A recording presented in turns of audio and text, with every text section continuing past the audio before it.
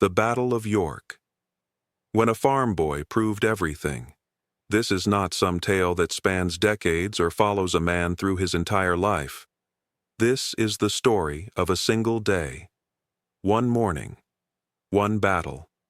One moment when a 20-year-old boy from a small Danish farm proved that you do not need to be born into power to become legendary. And when you understand what actually happened on the 21st day of March in the year 867 at the city of York in northern England, you will understand something fundamental about Viking culture that has been completely lost to modern understanding. Let me take you back to that morning.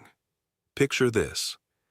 The city of York, a place that had been founded by the Romans centuries before and had become the capital of the kingdom of Northumbria. The ancient Roman walls still stand, though by this time they are crumbling and in disrepair. It is early spring, and the morning is cold. The sun has not yet risen above the horizon. The streets are still dark, and the city is quiet. But this quiet will not last long. Our young farmer is 20 years old.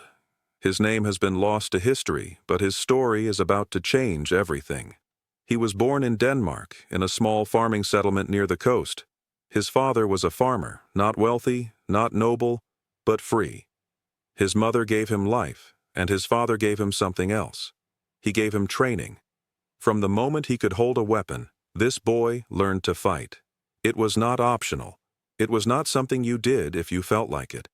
In Viking society, every free man was expected to be a warrior. This was a fundamental part of your identity as a free person. For 20 years, this young man trained. His father took him to the practice grounds when he was barely tall enough to hold an axe. He learned the shield wall formation, the proper way to grip a weapon, how to move as part of a larger force. The sagas tell us that boys would organize themselves into mock battles, practicing the same formations that real warriors used. They would spend hours drilling, perfecting their technique, building the muscle memory that would keep them alive when real blades started flying. And this particular boy was different from the others. There was something in him that burned hotter. Maybe it was the way he moved, the natural grace with which he handled a weapon. Maybe it was the fire in his eyes when he trained, or maybe it was simply that he had something to prove. You see, his family was not wealthy. They were not jarls or nobles, they were farmers. In Viking society, this meant he had to work harder than the sons of rich men to earn respect. He had to be better, faster, stronger. He had to prove that his blood was just as worthy of honor as anyone else's. And he did. By the time he reached his 20th year, he had become known throughout his region as a formidable fighter.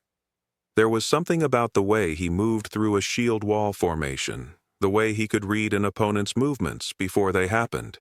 He had fought in several smaller raids, nothing major, just the kind of seasonal warfare that was common in Scandinavia. But he had never tasted real battle. He had never stood against a true army. He had never been part of something larger than himself. Then, 2 years earlier, in the spring of 865 AD, word came that would change everything.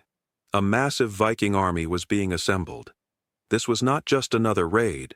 This was a full-scale invasion of England, the kind of military campaign that happened once in a generation. The army was being led by 3 brothers, Ivar, Halfdan, and Ubba, the sons of the legendary Ragnar Lodbrok. According to the sagas, their father had been captured by the English king Ella of Northumbria and executed in a terrible way, thrown into a pit of venomous snakes. Now the sons were gathering an army to avenge him, to conquer England itself. Our young farmer did not hesitate. He left his fields, left his family, and joined this massive coalition of warriors. The army was enormous, described by the chronicles as amongst the largest forces of its kind. It was a coalition of Danes, Norwegians, and Swedes, all united under the command of Ragnar's sons. This was his moment. This was the chance to prove himself on a stage larger than anything he had ever imagined. He was one of thousands of men who marched toward the coast that spring, ready to board the Viking longships. The journey to England was treacherous. The North Sea is not forgiving, and many men did not survive the crossing. But he did. He arrived in East Anglia in the summer of 865 AD with the great heathen army. The English were unprepared for what was coming. They had experienced Viking raids before, but nothing like this. This was not a raiding party. This was an army of conquest. The Vikings moved quickly through East Anglia, and the English King Edmund provided them with horses in exchange for peace. The army spent the winter of 865 and 866 at Thetford, and then in November of 866 they marched north toward the city of York. York was one of the most important cities in England, a place that had been founded by the Romans centuries before and had become the capital of the Kingdom of Northumbria. The city still had its ancient Roman walls, though by this time they were crumbling and in disrepair. When the Vikings arrived at York, the city was in chaos. The Kingdom of Northumbria was tearing itself apart from the inside. Two men were fighting for control of the throne, Ella and Osbert, and they were so focused on their internal conflict that they barely noticed the Vikings taking the city. By November 866, York was in Viking hands. But the English were not ready to give up. They were planning something. In the spring of 867, Ella and Osbert put aside their differences and united in a desperate attempt to drive the Vikings out of their kingdom. They gathered their forces and marched on York, determined to retake the city. And now, on this morning of the 21st day of March, the moment has come. This is where our young farmer's story reaches its moment of truth. This is where everything he had trained for, everything he had prepared for his entire life, is about to be tested. The English forces are gathering outside the city walls. Our young farmer stands with thousands of other Viking warriors inside York.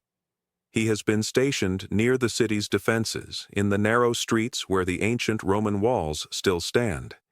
He is 20 years old. He has never fought in a battle this large. He has never stood against an army this powerful. But he has trained his entire life for this moment. As the sun begins to rise, the attack comes. The English forces assault York with fury and determination. They break through the city's defenses and pour into the streets. For a moment, it seems like they might succeed. The narrow streets of York, which should have been an advantage for the defenders, become a nightmare for the attackers. The English cannot use their numbers effectively. They cannot form proper battle lines. They are forced to fight in small groups, in confined spaces, against warriors who have trained their entire lives for exactly this kind of combat. Our young farmer is there in those narrow streets, and he is magnificent. He moves with the kind of precision and power that comes from 20 years of training, from that deep muscle memory built through countless hours of practice. His axe is in his hands, and it feels like an extension of his body. The first English soldier comes at him with a sword raised high.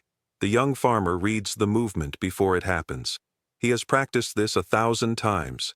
He shifts his weight, brings his shield up, and the sword bounces off the wooden surface. In the same motion, he swings his axe. The English soldier falls. Another comes, and another. They come in waves, one after another, trying to overwhelm him through sheer force. But the young farmer does not panic. He does not hesitate. He moves with the kind of calm that comes from absolute certainty. He knows what to do. His body knows what to do. His shield wall partners are beside him, and they move as one unified force. They support each other. They protect each other. They fight as a single organism, not as individual warriors. The battle rages for hours. The narrow streets of York become rivers of blood. The sound of weapons clashing echoes off the ancient Roman walls. The smell of sweat and blood fills the air. The young farmer fights continuously. His arms grow tired, but he does not stop. His legs burn, but he does not falter. He thinks of his father, who trained him for this moment. He thinks of his family back in Denmark. He thinks of the honor he is earning with every swing of his axe. The English soldiers keep coming. Some of them are professional warriors, men who have fought in battles before. Some of them are farmers like him, conscripted into service by their king. But none of them have trained the way he has trained. None of them have the muscle memory, the discipline, the absolute certainty that comes from a lifetime of preparation. One after another, they fall. The experience of the Viking warriors shows through in those narrow streets. They are disciplined, They are organized. They understand how to fight as a unit, how to support each other, how to use the terrain to their advantage. The English, despite their courage and determination, are overwhelmed. They are confused by the narrow streets. They cannot use their cavalry effectively. They cannot form the kind of battle lines that would give them an advantage. Hours pass. The young farmer does not know how many men he has killed. He does not count. He does not think about it. He only knows that they keep coming, and he keeps fighting. His axe rises and falls. His shield blocks blow after blow. His legs carry him forward, always forward, pushing the English back through the narrow streets. And then, something changes. The English forces begin to break. They have been fighting for hours, and they are exhausted. They are demoralized. They have lost too many men. The Viking shield wall is still intact. The Vikings are still organized. The English are starting to panic. The young farmer sees it happening. He sees the moment when the battle turns. He sees the English soldiers looking at each other with fear in their eyes. He sees them beginning to retreat, and he pushes harder. He and his shield wall partners push forward, driving the English back, forcing them to retreat further and further. In the chaos of the battle, something remarkable happens. The young farmer finds himself face to face with one of the English commanders. This is not just another soldier. This is a man who has fought in many battles. This is a man who has killed many Vikings. This is a man who has experience and skill. The two of them stand in the narrow street, surrounded by the sounds of battle, and they face each other. The English commander attacks first. He is skilled, and his sword moves with precision. But the young farmer has trained his entire life for this moment. He reads the attack before it happens. He knows what the commander is going to do before he does it. He blocks the sword with his shield, and in the same motion he swings his axe. The English commander falls. The young farmer does not have time to think about what just happened. There is no time for reflection. There is no time for anything except the next moment, the next attack, the next swing of his axe. The battle continues to rage around him, but he is in a state of absolute focus. Everything else disappears. There is only the battle. There is only the fight. There is only this moment. As the day wears on, the English forces continue to retreat. They are being pushed back through the streets of York. They are being driven toward the city walls. And then something happens that will be remembered for centuries. Both of the English kings, Ella and Osbert, are killed in the fighting. The two men who had united to drive the Vikings out of their kingdom are both dead. The English army, having lost both their leaders, begins to collapse. The young farmer is there when it happens. He sees the moment when the English realize that their kings are dead. He sees the moment when they understand that they have lost. He sees the moment when they break and run. And he does not chase them. He stands in the narrow street, breathing heavily, his axe hanging at his side. He is covered in blood. His armor is dented and scarred. His muscles are burning with exhaustion, but he is alive. The battle is over. It is still the 21st day of March. The sun is beginning to set. The young farmer is still 20 years old. He has not aged a day. But he is no longer the same person who stood in these streets this morning. He has proven himself. He has stood against an army. He has killed men. He has fought in a battle that will be remembered for centuries. Around him, other Viking warriors are doing the same thing. They are standing in the streets of York, breathing heavily, realizing that they have won. The city is theirs. The English have been defeated. The two kings of Northumbria are dead. The great heathen army has conquered York. The young farmer looks around at the narrow streets of York. He looks at the ancient Roman walls that still stand. He looks at the bodies of English soldiers scattered across the ground. He looks at his fellow Vikings standing beside him, breathing heavily, covered in blood and sweat. And he realizes something profound. He realizes that he has just become part of history. He realizes that what happened today will be remembered for centuries. He realizes that he, a farm boy from Denmark, with no connections to power and no family name that carries weight, has just proven himself to be a legendary warrior. This is what I find remarkable about this story. This is what I think we need to understand about Viking culture. This young man was not a professional soldier. He was a farmer. He came from nothing. He had no connections to power, no family name that carried weight, no advantages beyond his own determination and skill and a lifetime of training. Yet he was extraordinary. He was magnificent. He was legendary. This is what the sagas tell us about Viking society that modern people often miss. The Vikings were not a nation of barbarians who stumbled into warfare. They were a culture that understood the value of training, of discipline, of preparation. Every free man was expected to be able to fight. This was not something you did if you felt like it. This was a fundamental part of your identity as a free person in Scandinavian society. And because of this, when you took a farmer off his land and put him in a battle situation, he was not helpless. He was not confused. He knew exactly what to do. The young man in this story represents something deeper than just individual bravery. He represents the entire Viking system of warfare and culture. He was trained. He was disciplined. He understood the importance of the shield wall, of moving as one unified force, of supporting his brothers in arms. He was willing to die for his king and for his honor. This is why he was able to accomplish something that seems almost impossible, becoming a legendary warrior despite coming from nothing. I have stood on that very ground where York still stands, where the ancient Roman walls still rise above the modern city. I have walked the streets where that battle was fought on the 21st day of March in the year 867.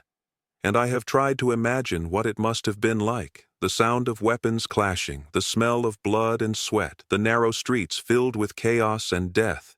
And I have thought about the young man who stood there fighting alongside thousands of other warriors, knowing that he was part of something historic, something that would change the course of English history. This is the story that Hollywood will never tell you. This is the story that does not fit into the narrative of Vikings as mindless raiders or one-dimensional barbarians. This is the story of a 20-year-old young man from a farming family who trained his entire life for a single moment. And when that moment came, on that single day, he was ready. He was more than ready. He was legendary. The sagas tell us that the young men who fought at York that day became heroes. They became the stuff of legend.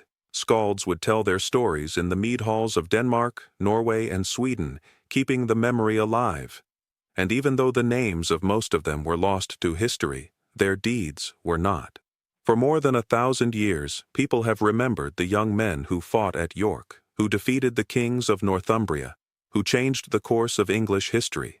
But here is the question I want to leave you with. How many other young men like him were there? How many farmers' sons trained in the art of war, ready to prove themselves, ready to die for honor and duty? How many of them never got their moment? How many of them lived and died without anyone ever knowing their names? The sagas tell us that the Vikings were warriors, but they do not tell us the full story of how they became warriors.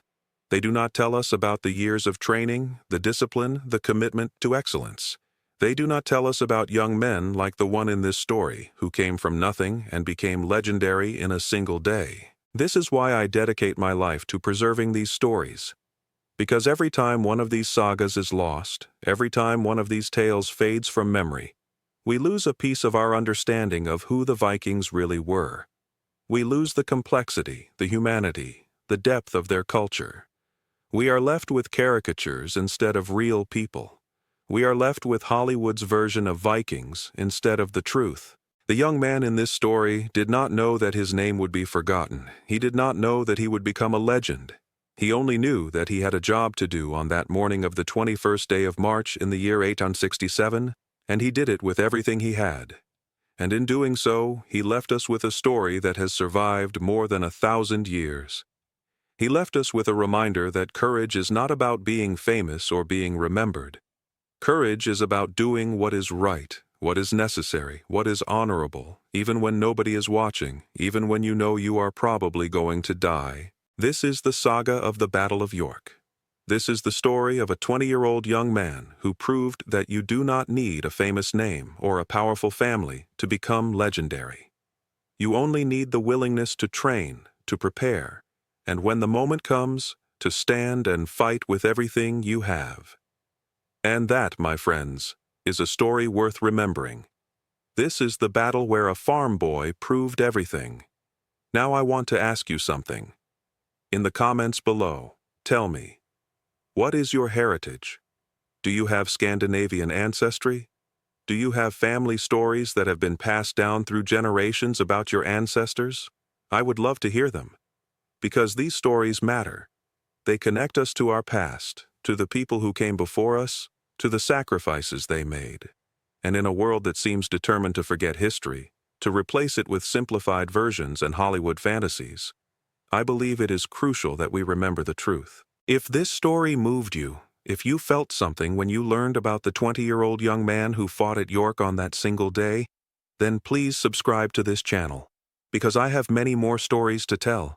I have sagas that have never been told in English before. I have tales of exploration, of discovery, of ordinary people doing extraordinary things, and I am running out of time to tell them all. These stories are disappearing. The people who remember them are passing away. The oral traditions are fading. But if enough of us commit to preserving them, to keeping them alive, then they will survive. They will be here for future generations to discover and to learn from. Before this story is lost forever, let me tell you one more thing. The Battle of York, on the 21st day of March in the year 867, was a pivotal moment in English history. It was the moment when the great heathen army proved that they could defeat the kings of Northumbria.